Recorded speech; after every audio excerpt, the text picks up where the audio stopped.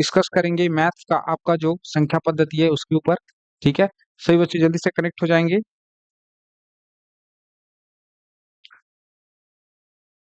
Good afternoon सभी को। जितने भी बच्चे तैयारी कर रहे हैं आने वाले सीजी व्यापम की कोई भी एग्जाम, वो बिल्कुल इस कक्षा का लाभ ले सकते हैं। ये सभी एग्जाम के लिए उतना ही इम्पोर्टेंट है जितने कि बाकी सब्जेक्ट। चलिए जल्दी से कनेक्ट कर जाएंगे। हम्म। चलो भाई, कहाँ तक मैं करा दिया था? ये सब क्वेश्चन अपन कर लिए हैं, ये वाला भी हो गया है, ये कर रहे थे। ठीक है,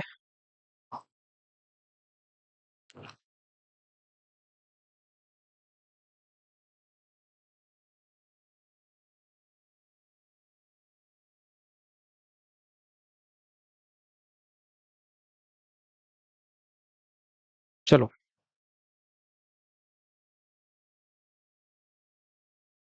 प्रश्न ध्यान देना। एक संख्या दो अंकों से बनी है। एक संख्या दो अंकों से बनी है। संख्या का एक चौथाई उसके एक तिहाई से दो कम है। संख्या का एक चौथाई उसके एक तिहाई से दो कम है। संख्या के अंकों का योग ज्ञात कीजिए। संख्या के अंकों का योग ज्ञात कीजिए। तो मैं आप लोग को हमेशा बोलता हूं कि संख्या जब भी इमेजिन करने बोले तो इस तरीके से एक्स वाई संख्या आपको इमेजिन करना है, एक्स वाई संख्या।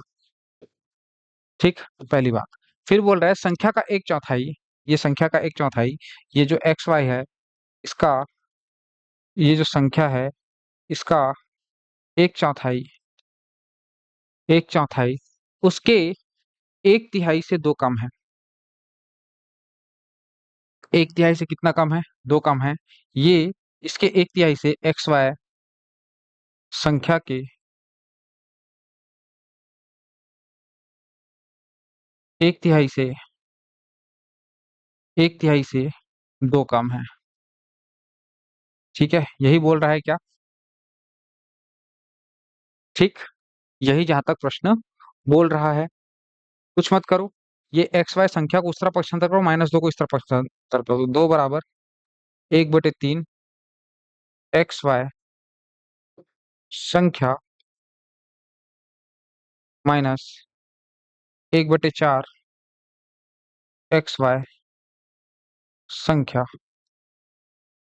ठीक, यहां से दो बराबर एक, ये जो एक्स वाई संख्या दिख रही है इसको कॉमन लूंगा तो एक बटे तीन माइनस एक बटे चार आ जाएगा, और ये एक्स वाई संख्या के बराबर होगा। ठीक है, अब इसको अगर सॉल्व करें, ठीक है, इसको सॉल्व करोगे तो चार एकम चार, तीन एकम तीन और चार तिया बारह नीचे में आ जाएगा। तो दो बराबर हो जाएगा चार एकम चार माइनस तीन डिवाइडेड बाय चार तिया बारह एक्स वाई संख्या। ठीक, अब यहाँ से चार माइनस तीन एक हो जाएगा, बारह दूनी चौबीस, एक्स वाई संख्या बराबर हो जाएगा, एक्स वाई संख्या जो आपका संख्या है वो आ जाएगा बारह दूनी चौबीस। तो आपका संख्या कितना आ गया है? बारह दूनी चौबीस। अंकों का योग पूछा हुआ है तो अंकों का योग क्या होगा? अगर मैं बात करूं इसमें दो अंक हैं, एक है दो और एक है चार, दो और चार दोनों का योग पूछा हुआ है जो कि छह के बराबर होगा, ये आंसर हो जाएगा।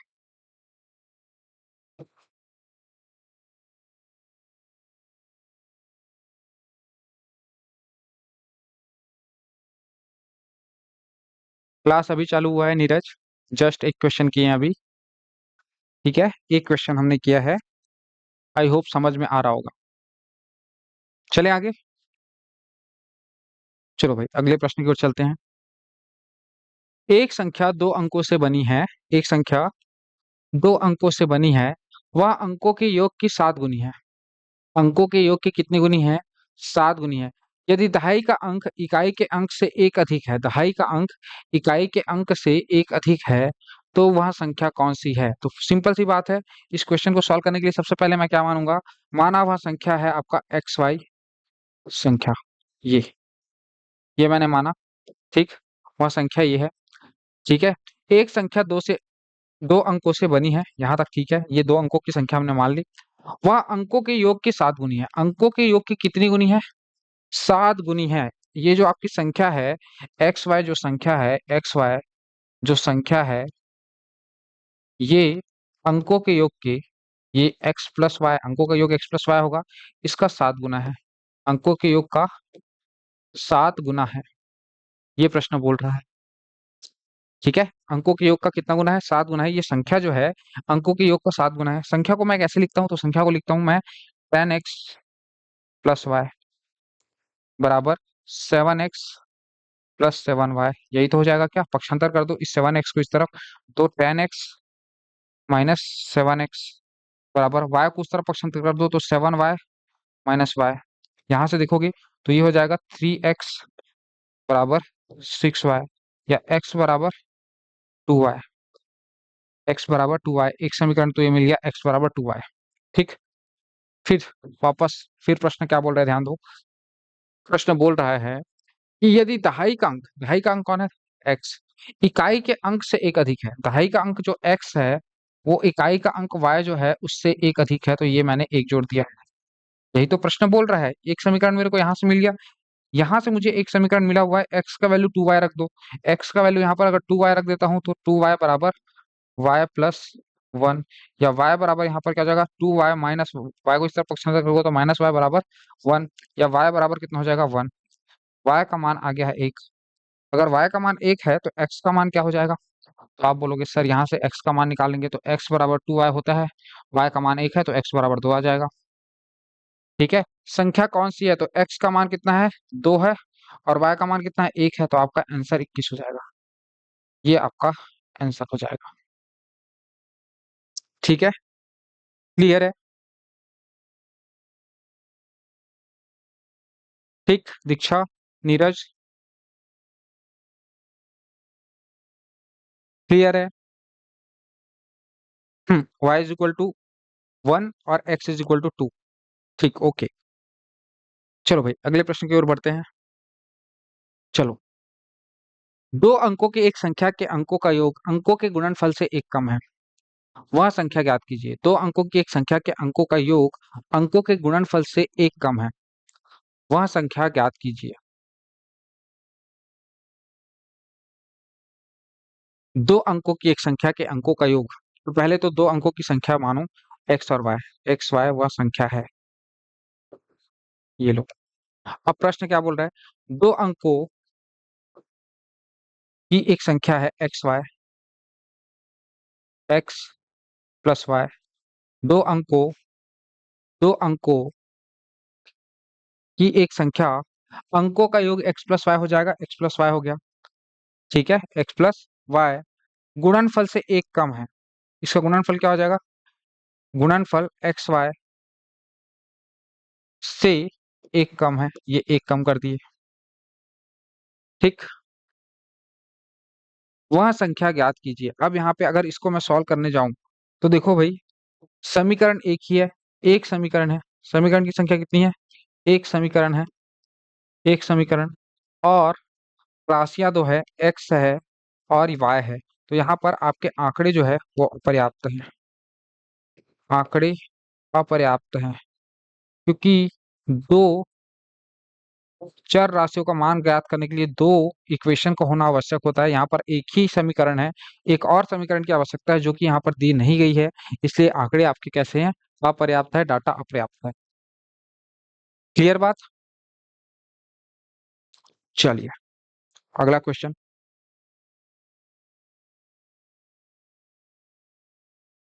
चलो अगला प्रश्न क्या बोल रहा है? दो अंकों की एक संख्या में दहाई का अंक इकाई के अंक से एक अधिक है, दोनों का अंकों का योग 5 है, दोनों अंकों का योग 5 है, वह संख्या ज्ञात कीजिए, वह संख्या ज्ञात कीजिए। चलो ध्यान से सुनना, ठीक है? हो सकता है ये इस टॉपिक का लास्ट क्वेश्चन हो, ठीक है? दो अंकों की एक संख्या, तो दो अंकों की संख्या मैं क्या मानता हूँ? एक्स वाई वह संख्या है। ठीक, दो अंकों की एक संख्या में एक्स वाई वह संख्या है।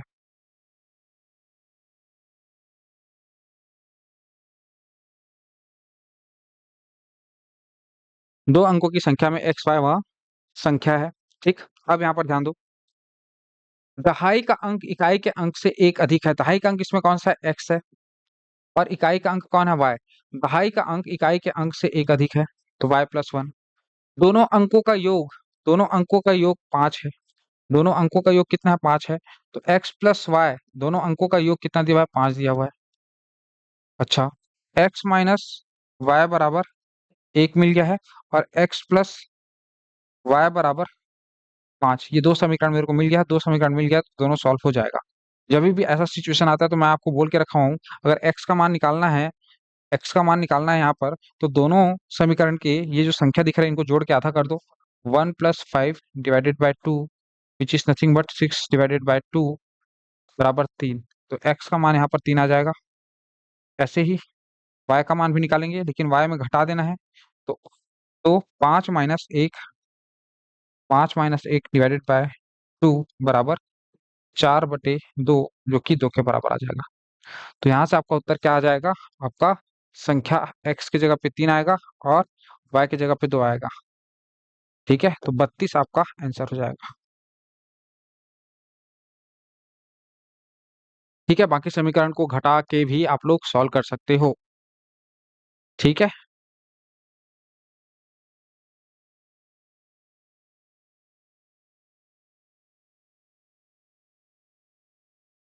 क्लियर।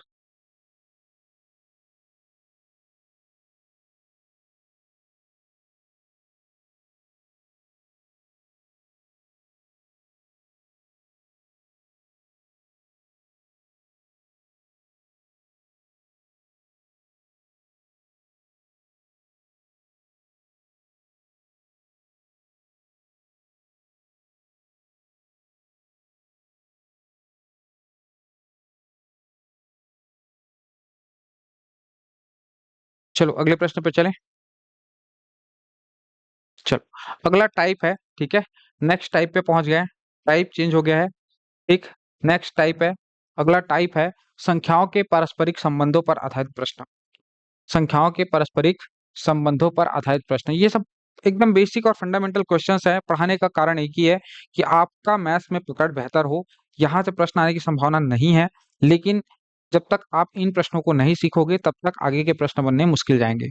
मेरा सिंपल सा सिंपल सा कॉन्सेप्ट रहता है कि पहले मैं फाउंडेशन बिछाता हूँ, पहले मैं फाउंडेशन बनाता हूँ। फाउंडेशन जैसे आप लोग का रेडी हो जाएगा, हम लोग लघुत्तम समापवर्तक और महत्तम समापवर्तक से आप लोग का जो सिलेबस वाला प्रश्न है उसको कवर करेंगे। ठीक है, तो हड़बड़ाना मत, भरोसा रखना, धीरे धीरे मैं फाउंडेशन बिछा रहा हूँ। आप यकीन मानिए मैं कठिन से कठिन प्रश्न भी आपको इजी करके दूंगा। बस थोड़ा सा टाइम दो मेरे को। आने वाला 1 महीना मेरे साथ टाइम आप निकालो। आपको यकीन मानो, आपका कॉन्सेप्ट बहुत बेहतर होगा मैथ्स में। जैसा मैं पढ़ाता हूँ वैसा आपको नहीं मिलेगा कहीं पर भी। ठीक है, जो अप्रोच मैं दिखाऊंगा ना किसी भी क्वेश्चन को सॉल्व करने के लिए, देखो हर क्वेश्चन अपने आप में दूसरे क्वेश्चन से अलग होता है, ये बात आप लोग समझ जाओ। ठीक है, और हर क्वेश्चन को सॉल्व करने के लिए मैं अगर एक ही फॉर्मूला अगर लेकर आता हूं तो वो ऐसे ही नहीं आएगा, उसके लिए मुझे फाउंडेशन बनाना पड़ेगा। ठीक है, चलो ध्यान दो। दो संख्याएं 7:5 के अनुपात में है, उनका गुणनफल 560 है। अच्छा भाई, दो संख्याएं हैं जिनका अनुपात है 7:5। इसका मतलब ये है कि अगर पहली संख्या को मैं 7x मानूंगा तो दूसरी संख्या को मेरे को 5x मानना पड़ेगा। क्यों? कारण समझना, अगर पहली संख्या 7x मान रहा हूँ तो दूसरी संख्या 5x क्यों मान रहा हूँ? क्योंकि भाई यहाँ पर अनुपात मेंटेन है, 7x/5x। अगर मैं इन दोनों को भाग दूंगा तो x से x कट जाएगा। इसलिए अगर 7x पहली संख्या मानता हूँ तो दूसरी संख्या आप कितनी हो जाएगी? 5x। कोई दिक्कत नहीं है, 7x और 5x अपन ने मान लिया यहाँ पे। 7x और 5x, पहली संख्या 7x दूसरी संख्या 5x, उनका गुणनफल 560 है। इन दोनों का गुणनफल कितना है? 560। मतलब अगर मैं 7x, पहली संख्या 7x है और दूसरी संख्या कितनी है? 5x, जब इन दोनों का गुणा करूंगा तो ये बराबर है कितने के? 560 के। ठीक, यहाँ से x का वर्ग जो है वो बराबर हो जाएगा 560 डिवाइडेड बाय 7 × 5 के। ठीक, 7 × 1 = 7, 7 × 8 = 56, शून्य, 8 × 1 = 8, 8 × 1 = 8, 8 × 30। तो एक्स स्क्वायर बराबर कितना आ गया? 16। एक्स बराबर कितना आ जाएगा? 4। एक्स बराबर कितना आ जाएगा? 4।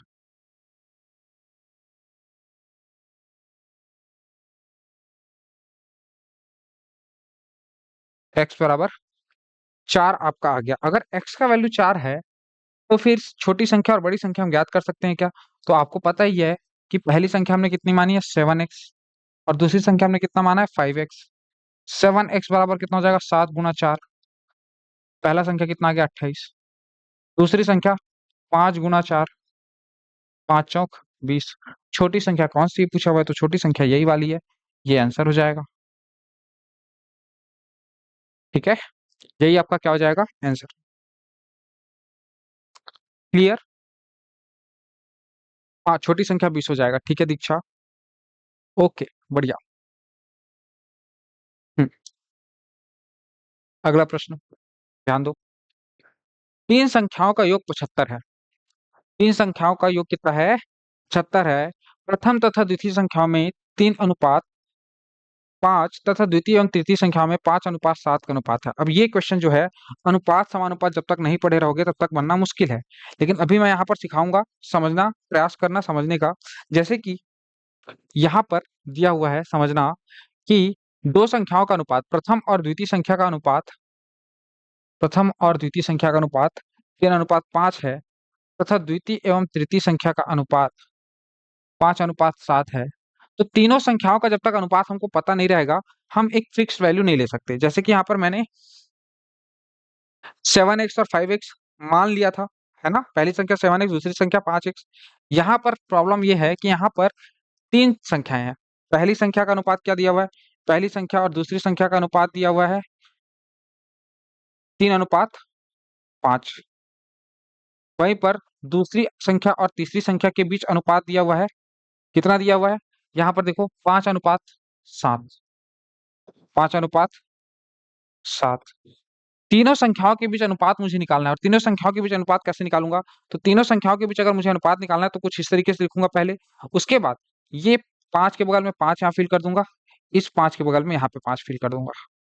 ठीक, ये वाला 5 इसको 5 फिल करवाया, ये वाला 5 यहाँ पे फिल करवाया। अनुपात समानुपात वाले यूनिट में और डिटेल से डिस्कस करेंगे। 5 × 15 ऊपर से नीचे की ओर गुणा कर दोगे, 5 × 15 अनुपात 5×5 = 25 अनुपात 5×7 = 35। इसको और सॉल्व करोगे तो ये सब 5 से भाग जाएगा, तो यहाँ पर 3 आ जाएगा। 3:5:7। ठीक है, सबको 5 से भाग लगाओ, 5×3 = 15, 5×5 = 25, 5×7 = 35। अब यहाँ पर मैं चाहूं तो पहली संख्या, दूसरी संख्या और तीसरी संख्या का अनुपात कितना है, 3:5:7 है। 3:5:7 है। इसका मतलब ये है कि मैं पहली संख्या को चाहूं तो 3x मान सकता हूँ, दूसरी संख्या को मैं 5x मान सकता हूँ, और तीसरी संख्या को मैं 7x मान सकता हूँ। 3x, 5x और 7x। ठीक है, 3x, 5x और 7x। ठीक, अब ध्यान दो, 3x, 5x और 7x तीनों संख्याओं को मैं मान सकता हूँ।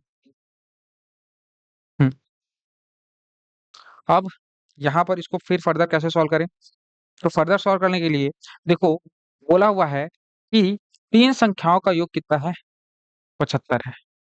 तीनों संख्याओं का योग कितना है 75। इसका मतलब ये है कि अगर मैं, पहली संख्या 3x है, तो 3x plus 5x plus 7x, तीनों का जो योग है इन तीनों संख्या, क्योंकि मैंने माना है 3x, 5x और 7x, संख्याओं को मैंने 3x, 5x और 7x मान के रखा हुआ है, तीनों का योग जो है वो कितना है 75। ये 75 आ गया।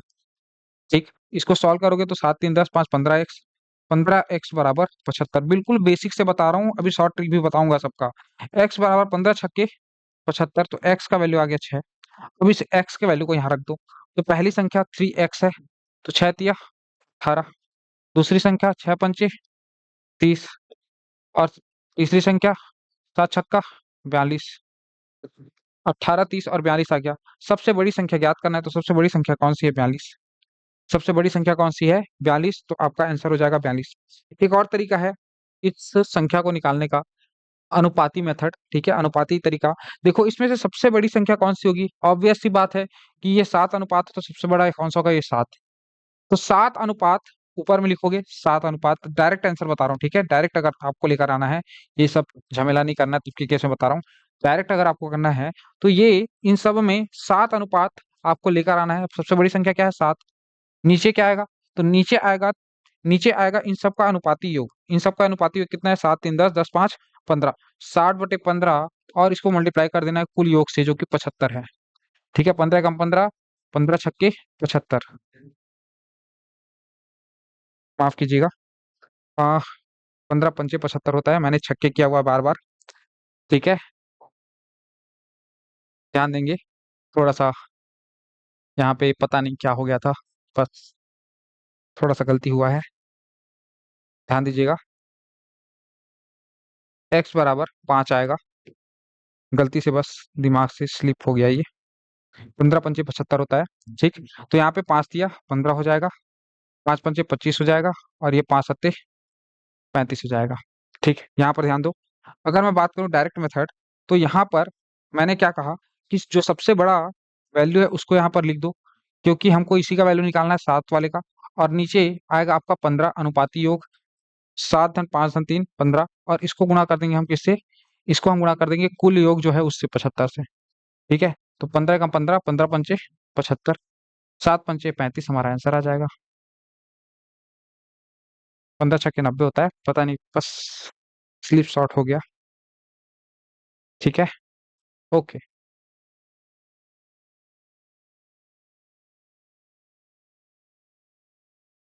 चलिए अगला प्रश्न। दो संख्याओं में 3 अनुपात 7 का अनुपात है। दो संख्याओं में 3 अनुपात 7 का अनुपात है। प्रत्येक में 5 जोड़ देने पर अनुपात 1 अनुपात 2 अनुपात हो जाता है, 1 अनुपात 2 हो जाता है। प्रत्येक संख्या ज्ञात कीजिए। सिंपल सा प्रश्न है, आसान सा प्रश्न है। देखो, अगर दो संख्या दिया हुआ है, पहले दो संख्याओं का अनुपात दिया हुआ है 3 अनुपात 7, तो मैं मान सकता हूँ कि पहली संख्या कितनी है, 3x है, और दूसरी संख्या कितनी है, 7x है। फिर प्रश्न बोलता है कि, ध्यान दो, पहली संख्या में कितना मान के चल रहा हूँ, 3x, और दूसरी संख्या में 7x। फिर प्रश्न बोलता है कि प्रत्येक में 5 जोड़ देने पर, प्रत्येक में कितना जोड़ देने पर, इसमें 5 जोड़ दिया और इसमें भी 5 जोड़ दिया, प्रत्येक में 5 जोड़ देने पर नया अनुपात, इन दोनों का अनुपात जो है, नया अनुपात 1/2 हो जाता है। ठीक है, 1/2 हो जाता है। अब इसको सॉल्व कर दो, एक्स का वैल्यू निकाल लो। उसके बाद पहली संख्या 3x है, दूसरी संख्या 7x है, आराम से निकल जाएगा। पहली संख्या हमने कितना माना है, 3x, और दूसरी संख्या कितना माना है हमने, 7x। ठीक है, तो यहाँ से 3x + 5 इंटू 2 बराबर है 7x + 5 के। ठीक, यहाँ पे 3 दूनी 6x + 10 बराबर 7x + 5। ठीक, 6x को उस तरफ कर दो और 5 को इस तरफ कर दोगे तो 10 × 5 हो जाएगा, और उधर 7x - 6x हो जाएगा। यहाँ से इसको सॉल्व करोगे तो 6x जब घटाओगे, x बराबर आपका आ जाएगा 5। x बराबर कितना आ गया, 5। ठीक है, अब पहली संख्या कितनी है, तो पहली संख्या है 3x, तो 3x बराबर कितना हो जाएगा, 5 × 3 बराबर 15। दूसरी संख्या 7x, मतलब 5 × 7 बराबर 5 सत्ते 35, 15 और 35, ये दोनों आपकी संख्याएं होंगी, 15 और 35। तो ये आपके आंसर हो जाएंगे।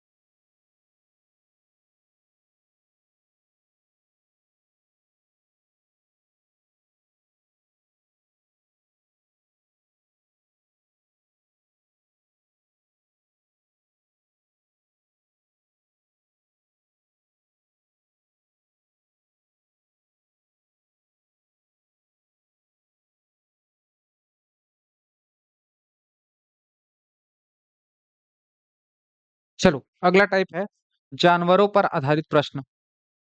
अगला टाइप है जानवरों पर आधारित प्रश्न। ये सब प्रश्न एग्जाम में पूछे जाते हैं। ठीक है, आपका किस्मत अगर अच्छा रहा तो इसी पैटर्न का क्वेश्चन आ जाएगा। ठीक है, लेकिन आप लोग को क्या करना है, मेरा फोकस क्या रहता है पूरा पूरा आप लोग के लिए, कि आप लोग का वो क्वेश्चन पके जो किसी से नहीं बनता है, उसके लिए हम लोग अग्रसर हैं, धीरे धीरे आगे बढ़ रहे हैं। ठीक है, सीखने की ओर चल रहे हैं।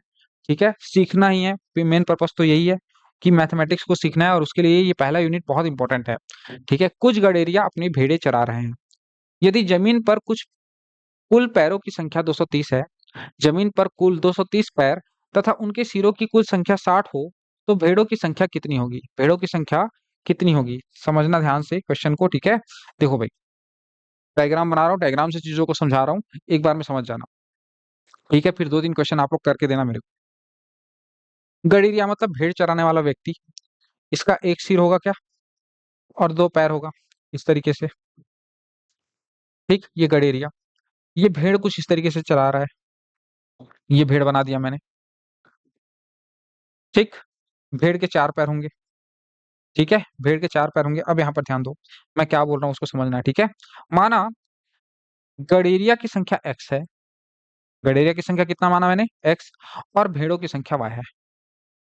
बात समझ में आई? गड़ेरिया की संख्या मैंने x लिया और भेड़ की संख्या y लिया। इसका मतलब ये है कि गड़ेरिया के सिरों की संख्या भी x ही होगी, क्योंकि एक गड़ेरिया का एक सिर होगा। वैसे भेड़ों के सिरों की संख्या y होगी, तो भेड़ों की सर की संख्या y और गड़ेरिया के सिर की संख्या x। अच्छा, अगर सिर की संख्या x है गड़ेरिया की, तो इसके कुल पैर कितने होंगे? तो आप बोलोगे सर जितना सर है उसका दुगना इसके पैरों की संख्या होगी, मतलब 2x होगा, ठीक है।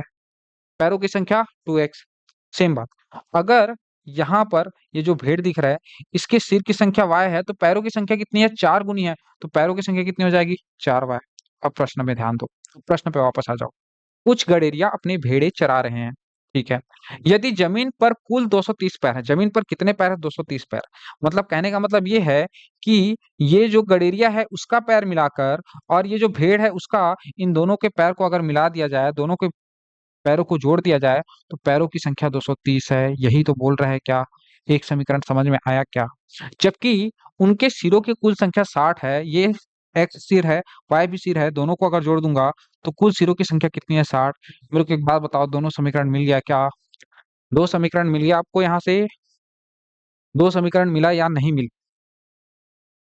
अब दो समीकरण मिल गया है, तो दोनों समीकरण से हमारा प्रश्न आराम से सॉल्व हो जाएगा। पहला समीकरण है, पहला समीकरण है 2x + 4y बराबर 230। ये पहला समीकरण है। दूसरा समीकरण ये वाला है, ठीक है, x + y = 60। यहाँ से मैं x बराबर, किसके किसके बारे में निकालना है, भेड़ों की संख्या कितनी है निकालना है, भेड़ की संख्या y है, तो x बराबर 60 - y लिख सकता हूँ क्या, x बराबर 60 - y। इस वाली वैल्यू को पुट करो यहाँ पे, यहाँ रखो, x का वैल्यू यहाँ रखो, 2 गुणा x का वैल्यू कितना है, 60 ऋण y प्लस 4y बराबर 230। बराबर कितना हो जाएगा, 230। सॉल्व करो, 6 दूनी 12, 120 -2y धन 4y बराबर 230। ठीक, इसको सॉल्व करोगे 200, 120 को उस तरफ पक्षांतर करोगे, ये 2y बचेगा, 4y में 2y घटाऊंगा तो 2y बचेगा। 120 230 में कितना घटाएंगे, 120, तो 2y बराबर कितना आ जाएगा, 2y बराबर आ जाएगा आपका 110। या यहीं पे y बराबर आपका हो जाएगा, दो को इस तरफ पक्षांतर करोगे तो 55। तो y का वैल्यू कितना मिल गया, 55। मतलब y क्या है, y भेड़ की संख्या है क्या, तो y बराबर कितना आ गया है, 55, और यही तो हमारा आंसर है। इसी को तो पूछा हुआ है, ठीक है। भेड़ों की संख्या कितनी है, तो भेड़ों की संख्या कितनी है, 55। अगर बोलता गड़ेरिया की संख्या कितनी है, तो x बराबर 60, y का मान कितना है, 55, तो x बराबर कितना आ जाता, 5। गड़ेरिया की संख्या है 5, भेड़ों की संख्या है 55, ठीक। जो आंसर निकालना चाहो निकाल सकते हो यहाँ से, कोई दिक्कत वाली बात नहीं है, ठीक है। गुड आफ्टरनून आरती, क्या आप लोग का आंसर आ रहा है? आप लोग को सबको समझ में आ रहा है कि नहीं आ रहा है, एक बार बताएंगे। सबको समझ में आ रहा है? ओके, y बराबर 55 आएगा, ठीक है। ये नया पैटर्न समझ में आया? क्या ये क्वेश्चन समझ में आए हैं? आगे चलें, चलो भाई आगे चलते हैं अगले प्रश्न की ओर। ये रहा, एक पेड़ पर कुछ तोते बैठे हैं, पेड़ के नीचे बकरियां चर रही हैं। उनके सिरों की कुल संख्या 35 तथा पैरों की कुल संख्या 90 हो तो तोतों की संख्या ज्ञात कीजिए। चलो सॉल्व करके बताओ, एक बार मैंने बता दिया है, आप लोग को सॉल्व करके देना है।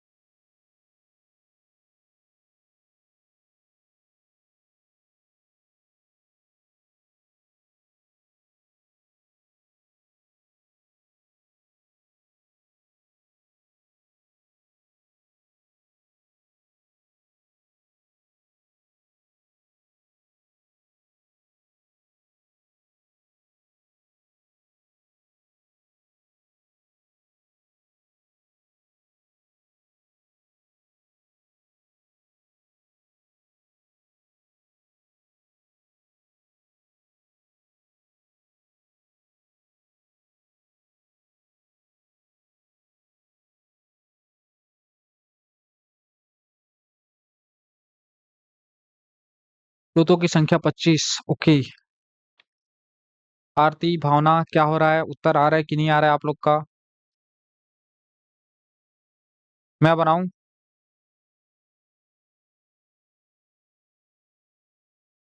मेरे को बनाना पड़ेगा क्या?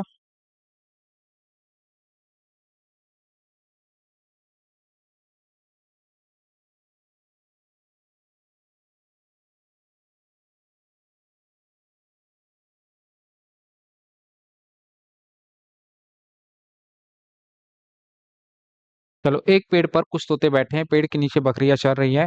उनके सिरों की कुल संख्या 35 तथा पैरों की कुल संख्या 90 है। तो तोतों की संख्या ज्ञात कीजिए। कुछ नहीं, डायग्राम बनाओ। ये तोते बनाया मैंने। ये तोते के पैरों की संख्या 2। ये पूंछ बना दिया भाई तोते का। बोलोगे फिर सर तोता कैसा बनाया हो? तो तोते की सिर की संख्या x मान लूं, तो पैर की संख्या कितनी हो जाएगी? 2x। ठीक। नीचे कुछ बकरियां चर रही हैं, ये बकरियां बना देता हूँ भाई मैं। ये बकरियां बना रहा हूँ, 1 2 3 4 पैर वाली बकरियां।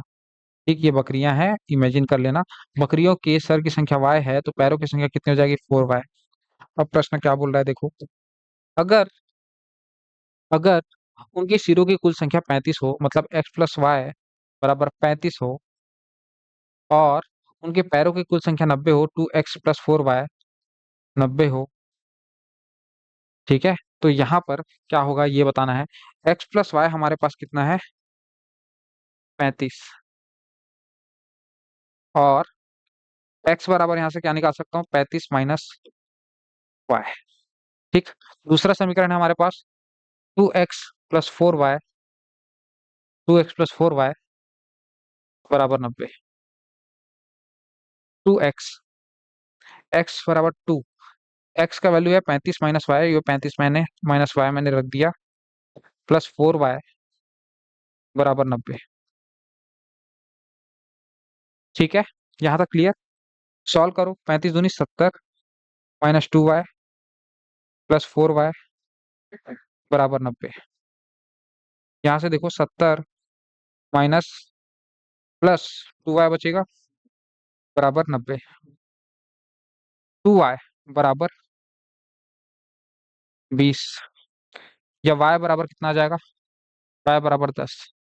y बराबर आ गया है 10। उत्तर नहीं आया अभी, क्योंकि हमको पूछा हुआ है तोतों की सिर की संख्या। तोतों की सिर की संख्या कितनी है? x। ठीक है, तो हमको क्या निकालना है? x। तो x निकालने के लिए इस y का वैल्यू कहाँ पुट करोगे? यहाँ पुट करोगे, तो x बराबर 35 माइनस 10, जो कि 25 के बराबर होगा। ये आंसर हो जाएगा। x बराबर 25 आंसर हो जाएगा। तो जितने बच्चे 25 कमेंट किए हैं उनका उत्तर सही है। बकरी 10, ठीक। बकरी 10, ओके, गुड। तोतों की संख्या 25, ठीक है। क्लियर है? चीजें समझ में आनी इंपॉर्टेंट है। ठीक है, चलो ये प्रश्न आके बताओ सभी।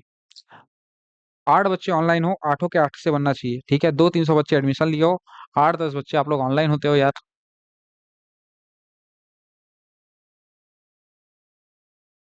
चलो ये प्रश्न बनाओ। एक तालाब के किनारे बगुले अपना चारा चुग रहे हैं, वहीं कुछ कुत्ते खेल रहे हैं। यदि उनके सिरों की कुल संख्या 24 तथा पैरों की कुल संख्या 60 हो, तो बगलों की संख्या ज्ञात कीजिए।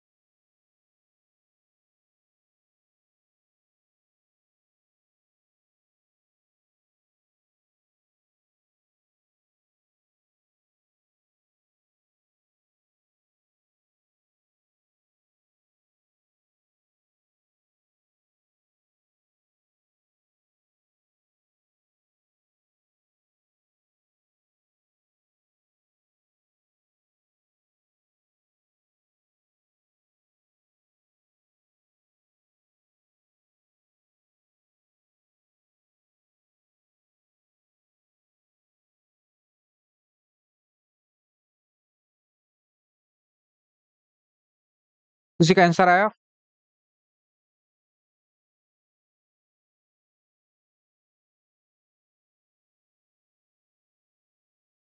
चलो ध्यान दो, थोड़ा सा इक्वेशन को अपन थोड़ा जल्दी सॉल्व करने का प्रयास करते हैं बिना डायग्राम बनाए। ठीक है। माना माना ठीक है, बगले के सिर की संख्या x है और कुत्ते के सिर की संख्या y है। सिर की संख्या का योग कितना दिया हुआ है? x प्लस वाई बराबर सिरों की संख्या का योग 24। कुल सिर कितना है? 24।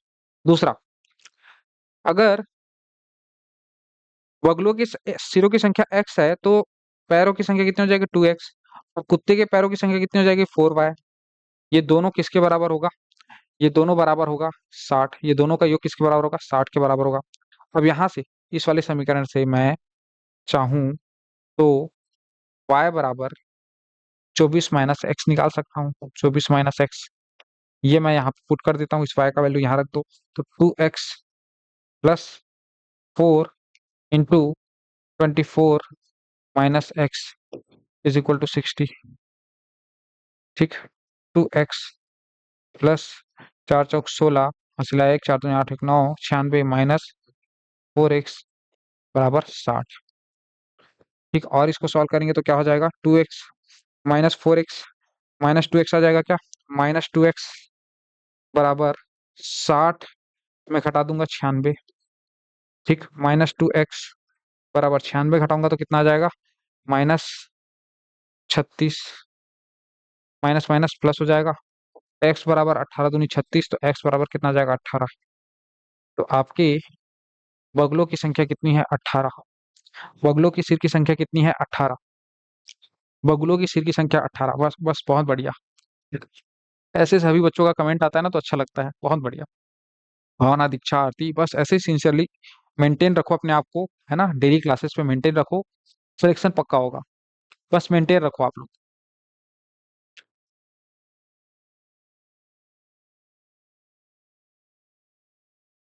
चलो, गुणा भाग और जोड़ घटाव पर आधारित प्रश्न। गुणा भाग और जोड़ घटाव पर आधारित प्रश्न है।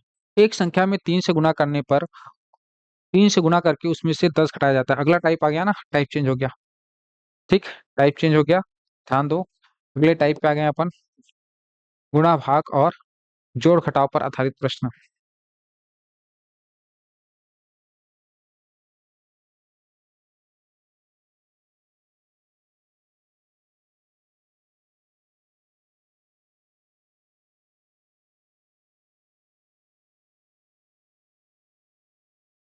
चलो, एक संख्या में 3 से गुणा करके उसमें 10 घटाया जाता है। प्राप्त परिणाम में 7 से भाग दी जाती है, अंत में 5 प्राप्त होता है। वह संख्या ज्ञात कीजिए। एक संख्या में 3 से गुणा करके उसमें 10 घटाया जाता है। माना वह संख्या x है, मुझे मालूम नहीं है वो संख्या कितनी है, तो वो संख्या x है। इस x में 3 का गुणा किया जाता है। ये 3 मैंने गुणा किया। 3 का गुणा करने के बाद इसमें से 10 घटाया जाता है, तो -10 किया। ठीक। 10 घटाया जाता है। प्राप्त परिणाम को 7 से भाग दिया जाता है, तो इसको मैंने 7 से भाग दिया। इस तरीके से 7 से भाग दी जाती है, अंत में 5 प्राप्त होता है। तो क्या प्राप्त होता है? 5। क्या निकालना है? x का वैल्यू निकालना है। आसान प्रश्न है, बस समीकरण बनाने आना चाहिए। सॉल्व करो। 3x - 10, 3x - 10, 7 को इस तरफ पक्षांतर करूंगा तो 7 पंचे कितना हो जाएगा? 35। इस 10 को राइट हैंड साइड पक्षांतर करूंगा तो 3x बराबर 35 धन 10 बराबर 45 हो जाता है। ठीक। 3x बराबर 45 हो गया है। x बराबर कितना हो जाएगा? तो x बराबर आप बोलोगे 45 में से अगर 3 डिवाइड कर दे सर, तो हमारा x का वैल्यू निकल जाएगा। x बराबर 15 आ जाएगा। यही तो निकालना था। वह संख्या ज्ञात कीजिए, तो वह संख्या क्या है आपका? 15 ही वह संख्या है। हाँ। वेरी गुड दीक्षा, वेरी गुड भावना, बहुत बढ़िया, वेरी गुड। हम्म। और किसी का आंसर मेरे से पहले जो लेकर आया हूँ? आप लोग मेरे से पहले लेकर आ जा रहे हो, अच्छी बात है। ठीक है, मतलब आप लोग का कॉन्सेप्ट क्लियर है, आप लोग तैयार हो अगले यूनिट के लिए। ठीक है। मानता हूँ अभी 2-3 यूनिट हम लोग का बहुत स्लो स्लो चलने वाला है, बहुत धीमा चलने वाला है। क्यों? कारण मैं बता रहा हूँ, क्योंकि ये 2-3 यूनिट जो है वो आपके फाउंडेशन यूनिट है। यहाँ से हम लोग को आसान आसान चीजों को पढ़ना है। ठीक है। घातांक है, करनी है, गुणा है, भाग है, सरलीकरण है, आसान पोर्शन है। इसको करना बहुत जरूरी है, सीखना बहुत जरूरी है। ठीक है। लेकिन चौथे 5वें यूनिट से जब हम कॉन्सेप्ट पकड़ना चालू करेंगे, तब ये मत बोलना कि सर मेरे को ये नहीं आता है, मेरे को वो नहीं आता है, क्योंकि यहाँ पे सिखा रहा हूँ, मेहनत कर रहा हूँ मैं। ठीक। किसी संख्या में 6 से भाग दी जाती है, प्राप्त भागफल में 5 जोड़ा जाता है। सबसे पहले किसी संख्या की जब भी बात करें तो वो संख्या को मान लेना आपको x। किसी संख्या की बात करें तो वो मैंने माना x। इस x को 6 से भाग दिया जाता है, ये मैंने भाग दिया 6 से। ठीक। और प्राप्त भागफल में 5 जोड़ा जाता है, ये मैंने 5 जोड़ दिया। ठीक। प्राप्त भागफल में कितना जोड़ा जाता है? 5 जोड़ा जाता है। पुनः योगफल को 9 से भाग देते हैं, इस पूरे को 9 से भाग देते हैं, ये मैंने 9 से भाग दिया। 9 से भाग देते हैं तो भागफल 1 प्राप्त होता है। भागफल कितना प्राप्त होता है? 1। ये रिजल्ट 1 प्राप्त होता है। 9 को उस तरह पक्षांतर करो तो x डिवाइडेड बाय 6 प्लस 5 बराबर हो जाएगा 9। एक फर्दर इसको सॉल्व करेंगे तो 5 को उस तरफ पक्षांतर करूंगा तो x डिवाइडेड बाय 6 बराबर हो जाएगा 9 माइनस 5, जो कि 4 के बराबर होगा। x बराबर 6 गुना 4 हो जाएगा, तो x बराबर 6 चौक 24।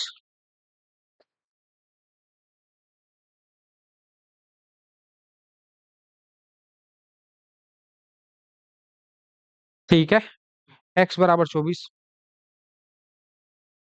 क्लियर? अब कोई दिक्कत नहीं जाना चाहिए। हाँ 24। ठीक है, दीक्षा का आंसर आ गया 24।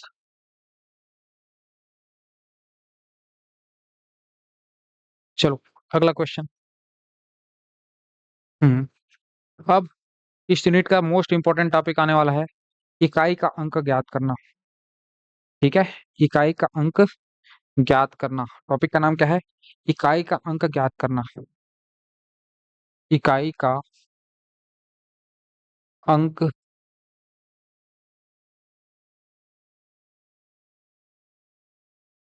ज्ञात करना।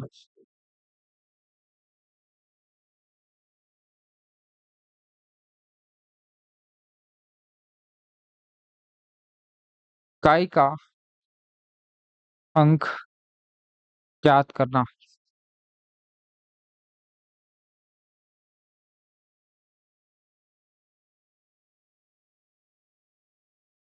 एक टॉपिक है हमारा, इकाई का अंक ज्ञात करना। देखो क्या होता है, एग्जाम में कुछ इस तरीके के प्रश्न पूछे जाते हैं कि जैसे कि 2205 गुणा 110,112।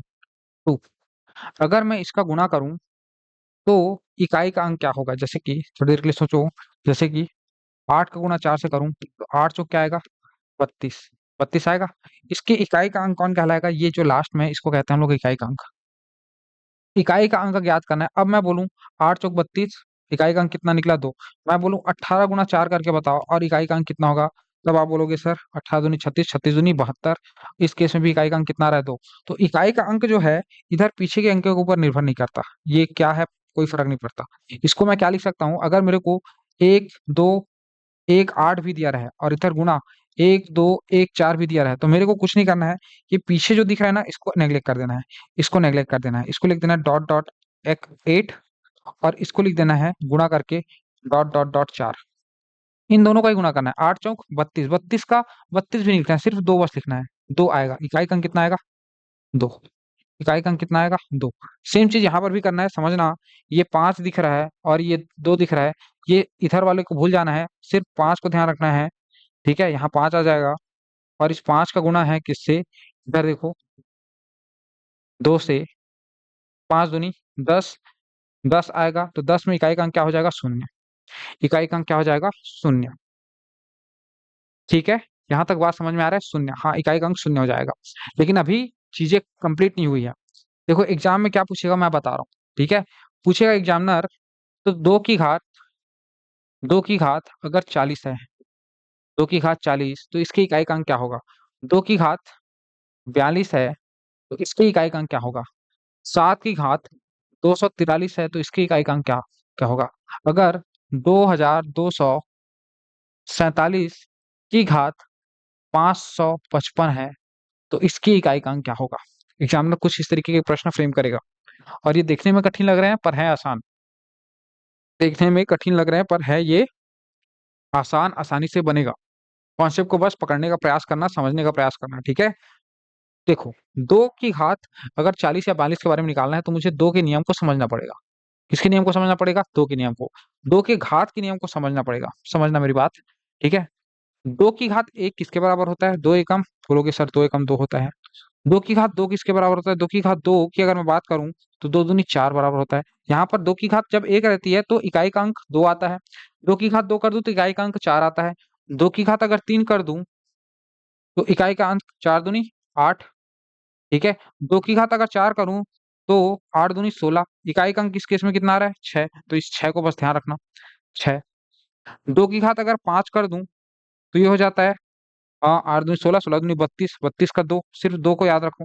ठीक है, अब यहाँ पर एक चीज देखो, एक पैटर्न नोटिस करोगे आप यहाँ पर कि भाई साहब जैसे ही दो की घात एक है चार आ रहा है, दो की घात दो चार आ रहा है, दो की घात तीन आठ आ रहा है, दो की घात चार घात चार छह आ रहा है, दो की घात पांच वापस दो आ गया, दो की घात छह कितना आएगा? तो दो की घात छह जो है चार आएगा। करके देख लो, दो दो दूनी चार, चार दूनी आठ, आठ दूनी सोलह, सोलह दूनी बत्तीस, बत्तीस दूनी चौसठ। यहाँ पे चौसठ का चार बस लिखा हूं मैं। दो की घात सात, दो की घात सात कितना आएगा? आठ आ जाएगा। और दो की घात आठ कितना आ जाएगा? तो दो की घात वापस छह आ जाएगा। तो यहाँ पर देख रहे हो, ये चार बार में अपने आप को रिपीट कर रहा है। क्या कर रहा है? चार बार में अपने आप को क्या कर रहा है? रिपीट कर रहा है। इसका मतलब यहाँ पर चार का साइकिल चल रहा है। किसका साइकिल चल रहा है? चार का साइकिल। अब मैं दो की घात बयालीस को यहाँ ले रहा हूँ, ध्यान देना। ठीक है, दो की घात किसको ले लिया? बयालीस को मैंने यहाँ लिया। दो की घात बयालीस में अगर मेरे को जानना है कि दो की घात बयालीस में इकाई का अंक क्या है, तो मैं कुछ नहीं करूंगा, मुझे इसको चार से भाग लगा देना है। ये चार से भाग लगा दो। चार से भाग लगाओगे तो चार दहम चालीस, दो बच बचेगा। शेषफल कितना बचेगा? शेषफल दो बचेगा। शेषफल कितना बच रहा है? दो। शेषफल कितना बच रहा है? दो। तो दो की घात दो वाला कौन सा है उसको देखो, दो की घात दो वाला कौन सा है वही उत्तर होगा। तो दो की घात दो वाला उत्तर है आपका चार। तो इस तरीके से आपका उत्तर कौन सा हो जाएगा? ये चार वाला आपका उत्तर हो जाएगा। ठीक है, ये चार वाला आपका उत्तर हो जाएगा। ठीक, समझ में आ रहा है क्या? दो की घात दो, ये चार वाला आपका उत्तर हो जाएगा। ठीक है, समझ में आया क्या पहला नियम? ठीक, पहला नियम तो देखो, जब दो की घात एक आएगा तब ये उत्तर होगा। दो की घात दो आएगा तब तो ये उत्तर होगा। जब दो की घात तीन, शेषफल तीन बचेगा तब ये उत्तर होगा। लेकिन दो की घात चार तो कभी शेषफल बच ही नहीं सकता, क्योंकि चार से तो भाग दे रहे हैं। दो की घात चार, दो की घात चार कभी आ ही नहीं सकता, क्योंकि चार कब आएगा? चार तभी, चार आ ही नहीं सकता क्योंकि चार से आप क्या लगा रहे हो? भाग लगा रहे हो। जैसे कि 40 है, 40 को आपने चार से भाग लगाया तो शेषफल कितना बचेगा? जीरो। यहाँ पर दो की घात 40 है, और इस 40 को जब आप चार से भाग लगाओगे तो शेषफल आपको बचेगा जीरो। तो चार बचने के लिए, चार तो बच नहीं रहा है, हर बार क्या बचेगा? दो की घात जीरो। और दो की घात जीरो के केस में ये दो की घात चार वाला आंसर होगा। ठीक है, दो की घात जीरो के केस में आपको ध्यान रखना है ये एक बस कंडीशन, कि दो की घात जब जीरो रहेगी तब ये वाला आंसर होगा। ठीक है, दो की घात जीरो के केस में ये वाला आंसर होगा। ठीक है, तो अलग अलग नियम हमको बनाने हैं, दो का, तीन का, चार का, पांच का, छह का, सात का, आठ का, नौ का, सबका नियम बना के चलेंगे। फिर उसके बाद क्वेश्चन को सॉल्व करेंगे। क्या ये कॉन्सेप्ट समझ में आया है आप लोग को? हम्म, क्या ये कॉन्सेप्ट समझ में आया है कि नहीं आया है? जल्दी कमेंट करके बताओ भाई, ये कॉन्सेप्ट पल्ले पड़ा या नहीं पड़ा।